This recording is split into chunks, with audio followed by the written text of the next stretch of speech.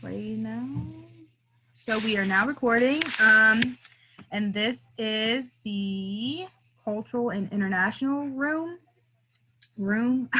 So we will start off with introductions. Whoever wants to go first.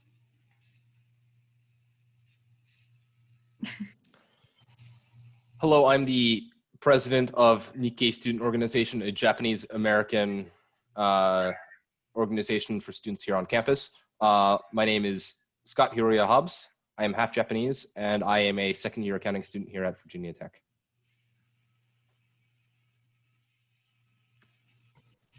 It's awesome to meet you, Scott. My name is Phoebe Gregg. I use they, them pronouns. I'm a senior in civil engineering here at Virginia Tech, and I'm the president of Hokie Pride, the LGBTQ, or the largest LGBTQ org on this campus. Yeah.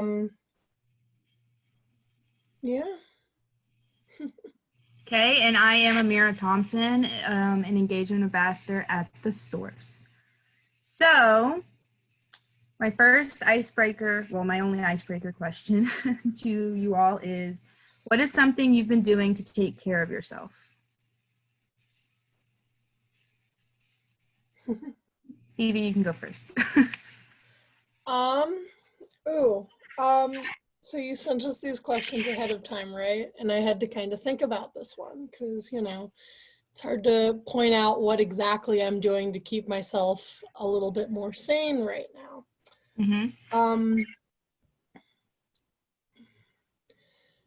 Something that I've been doing is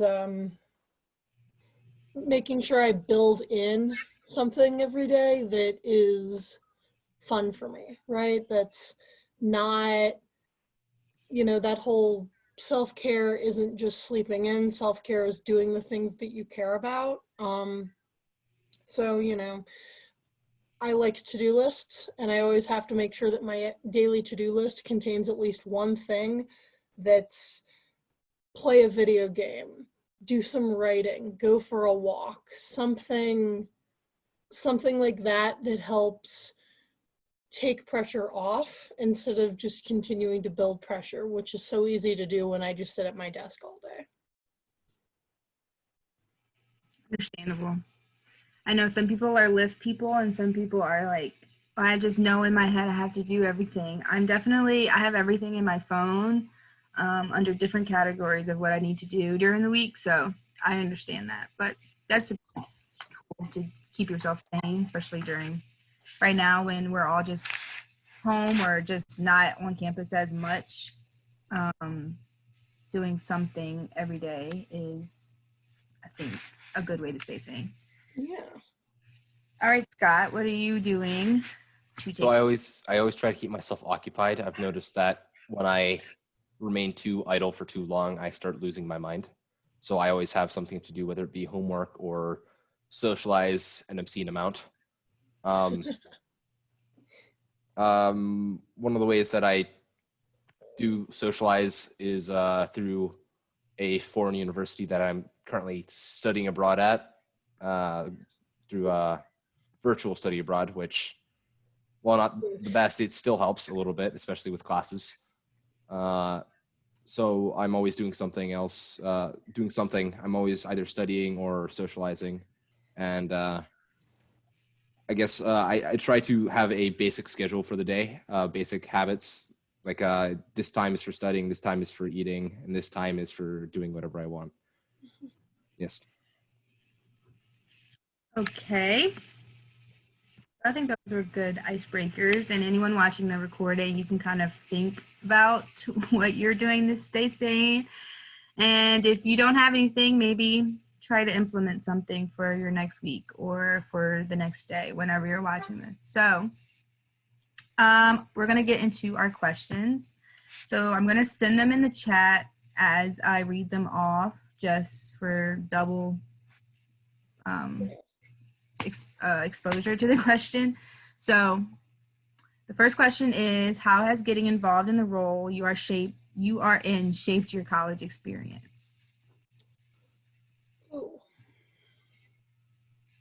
We can just do Phoebe first and then Scott, just for every question, just so we don't have to worry about who's going first. So I identify as non-binary, but I am very female presenting. And I'm an engineer. So a lot of times I've, you know, I often run into people who maybe don't inherently think less of me because I am a woman in engineering, but have that misogyny within themselves, whether they know it or not, and maybe aren't taking active steps to be aware of it. Being involved in a community like Hokie Pride, as leadership, as someone who is female presenting, has been really important for teaching me how to deal with microaggressions around that.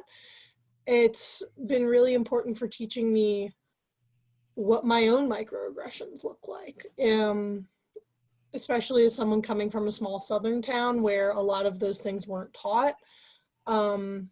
Maybe a little deeper than this conversation was supposed to go, but I think it's important that I'm like honest about the thing that I got the most out of in this position. And that is definitely, you know, learning how I interact with others in those spaces and how I can take those inherent power dynamics and utilize that within my field to kind of make a more comfortable space for myself, but also make a more comfortable space for the people around me.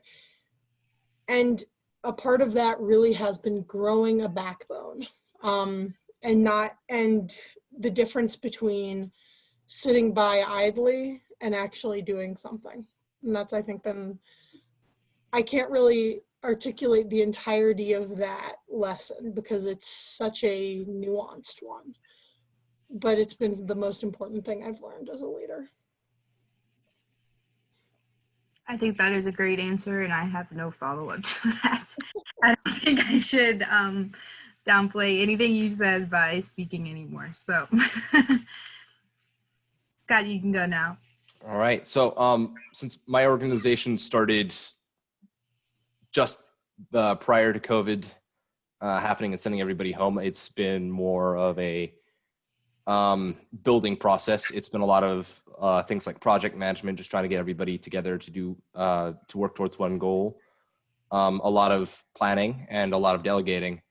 And it has really taught me that leadership is just not about putting everything on yourself, but rather figuring out a good balance between not only what you can do, but what others can do as well, especially since we are a Japanese American organization. There is a lot of nuances that wouldn't be normal in like a standard American organization. There's a little more, I guess, respect and a little more having to keep face in comparison to other organizations, particularly when showing weakness. Its weakness is a little harder to, I guess, it's a little less acceptable. It's more, you have to try to keep going and try to work more for the betterment of the group than just for the individual. Okay. Our next question, which I think both of you touched on, but if you have anything more that you want to say about it, the question is, what is something you have struggled with as a leader? So if you want to touch more on it, you can. If not, you can just say you stand by what you said for the first question. I think the thing I struggled with a lot with being a leader was trying to figure out what I should do as a leader, since I did say that we recently started last semester and we didn't really get to have much done. We didn't get to really put the foundations down. So it was more of trying to figure out how will I set the status quo for the following people? Because the status quo, especially in organizations such as this, is very important because you need to, first off, have a process of what you're doing. Try to have something that works and try to continue that process. And basically trying to make it so people beyond just me know what the role entails and what to do for that role. And that's really been difficult, just trying to figure out, will this work or will it not? And what ways would this work better so people won't have to struggle as much as I did?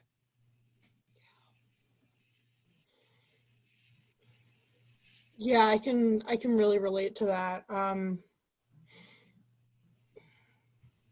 of tangentially, because something really important to learn as a leader, and something that I know I struggled with a lot at first, was the difference between, especially once you get into like a presidential role in leadership, is the difference between that role and everything else, because now it's, I need to delegate and I need to make sure that everything is getting done, and it's a much more managerial role than, say, like most of the other positions on my board, which are very much you're the one doing the thing, and it's a very different mind headspace to get into.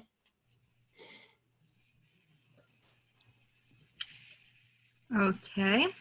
So why do y'all feel it is important you get involved in college?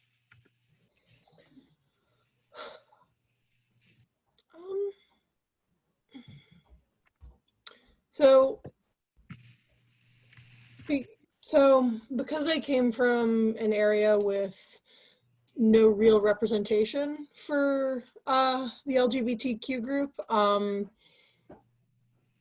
it was really important to me when I got to college to have that community. Um, and it was important to me that I stay with that community and I become leadership in that community, because I wanted to see that continue to grow. I wanted it to be, I wanted it to continue to be like that second family that a lot of people need, that space where people felt connected, because even though college is very different from the rest of the world, it's still very hard sometimes to like see yourself in the people around you. And especially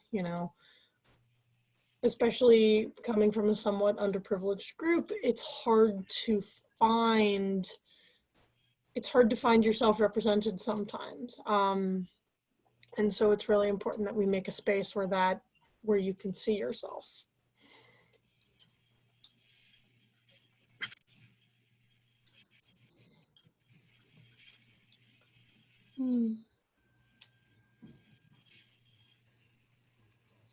I guess it's time for me to go. Yes.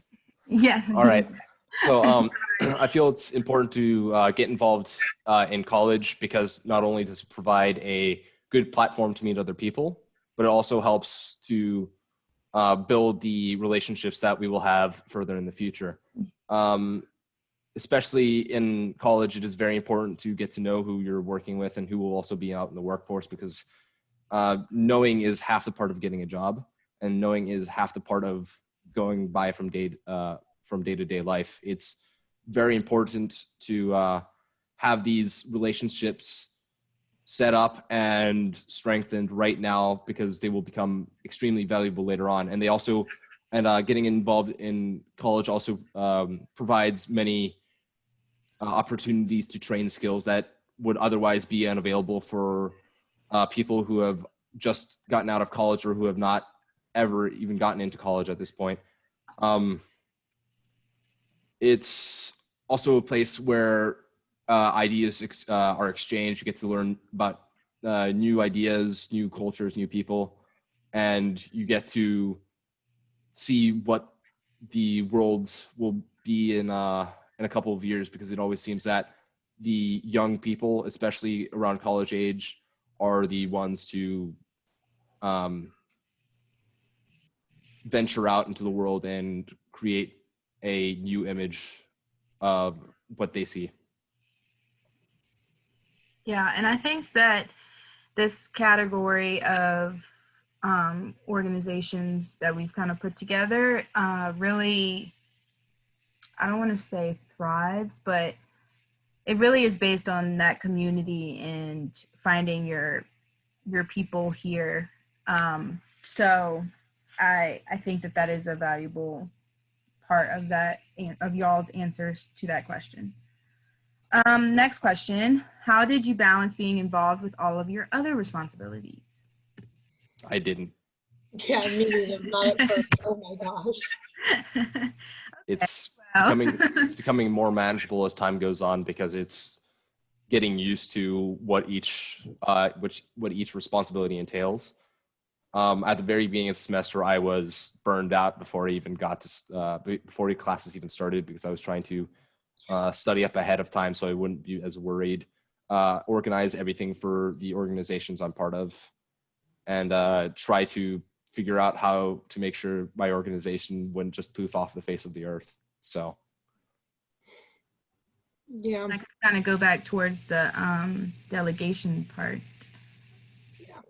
yes. Kind of put it all on your plate before it even was a thing on your plate. You were trying to take it all on. So, you're about to say, I'm sorry, I cut you off. Um, Do you have anything to add, Phoebe? Sorry, I cut you. oh, yeah. Yeah, that balance was definitely something that I did not have at first.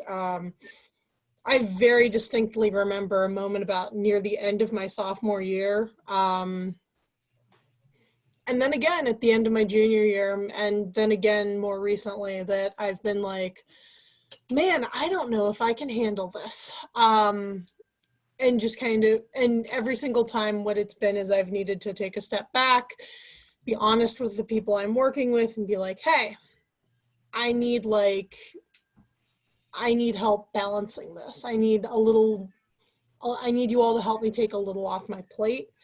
And so it's been a lot of communication and being able to draw that line with myself of how much time am I willing to spend every week on an individual thing.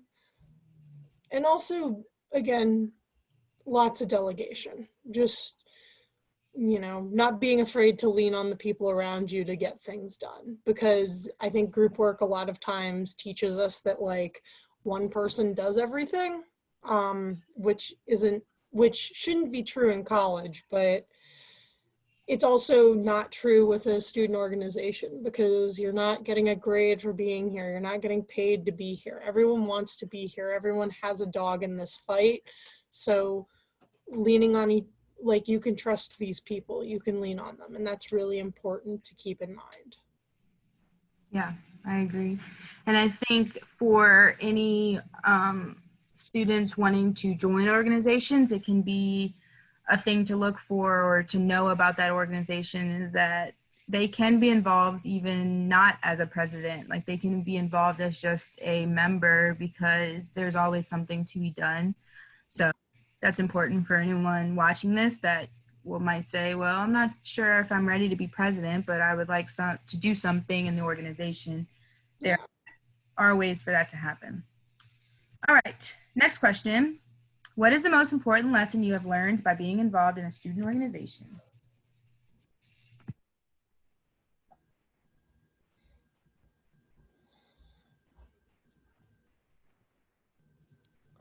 No one's learned anything. For me personally, it was more about time management, because I had already been used to time management from just like doing schoolwork, but having so much more on my plate, it created more of a situation of, I guess I need to figure out what I need to accomplish first. Can I finish it today? And if not, how much time can I give that topic to do tomorrow? Particularly with recently, my organization had to set up a bank account, and that was not the easiest thing in the world. That was I had to prod one of my members. Please look at the information to set this up, and please organize everything else for this. Just trying to figure out, can we do it today? Can we do it tomorrow? And then I also had to look over specific things for other members, such as like setting up events. I need to other members set up the or propose events. I need to look at them and say, yes, we can do this, or no, we can't. It's more a lot of organization, a lot of time management, figuring out, am I available today, or do I have to wait until tomorrow to be available for someone?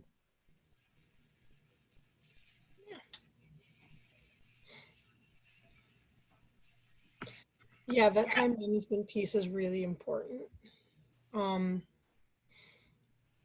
I think that's definitely one of the biggest lessons I've learned as a leader, as well.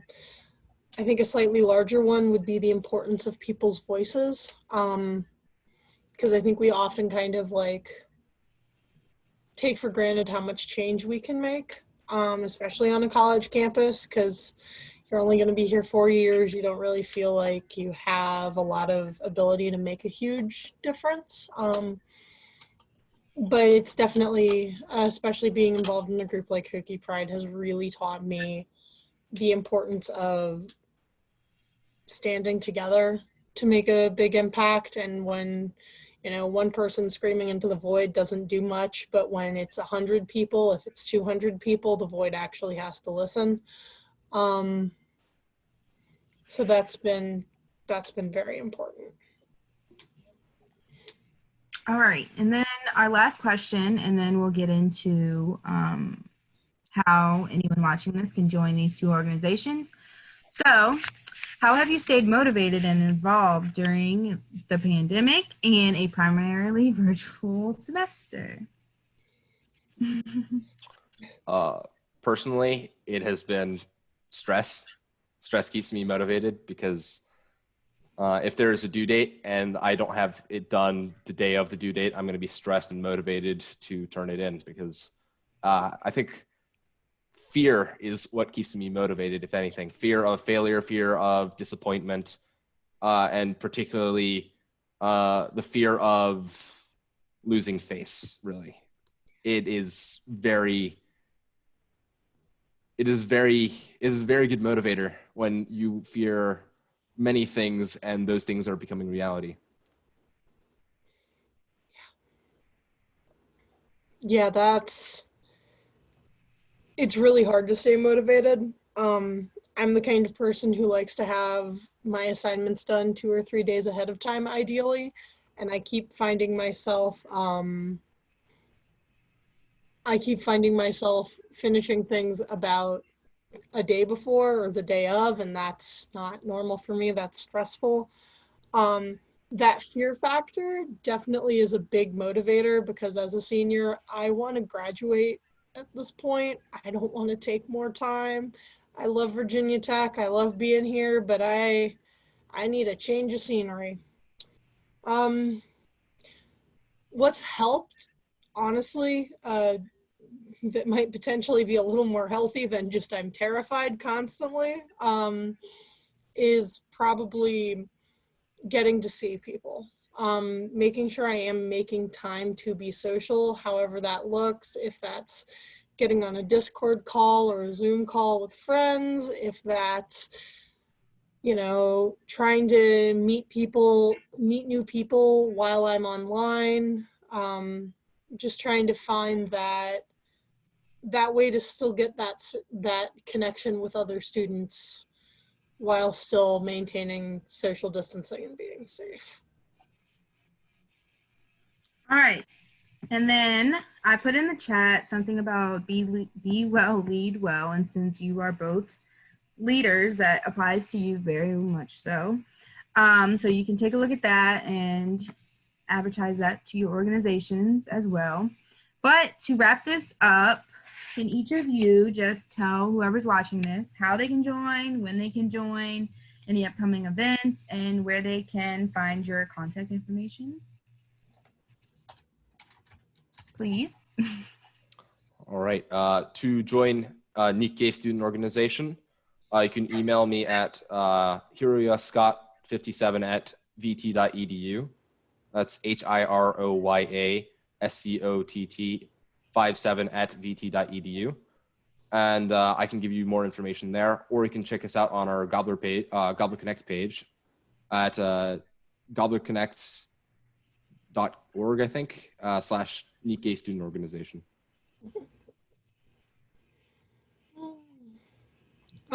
Yeah, process for joining Hokie Pride is very similar. You can reach out to us at hokiepride@vt.edu, HOKIEPRIDE@vt.edu. We have a Gobbler Connect page that has been recently updated. You'll find a lot of information on how to join us on there. And I know there was one other thing I wanted to mention. Oh, yes. Also, if you look at our Gobbler Connect page, you'll find links to a bunch of other LGBT student orgs that I don't necessarily have the time to talk about all of them, but they all do really important work, and it might help you find a community that fits you. All right. Well, I wanted to say thank y'all for joining us tonight. And I know that anyone watching this and will appreciate it, and us at the source appreciate your time that you put into this. So thank you. And I hope everyone has a great semester, or rest of the semester. You too. Scott, it was nice to meet you. It's very nice meeting you. Bye. Bye.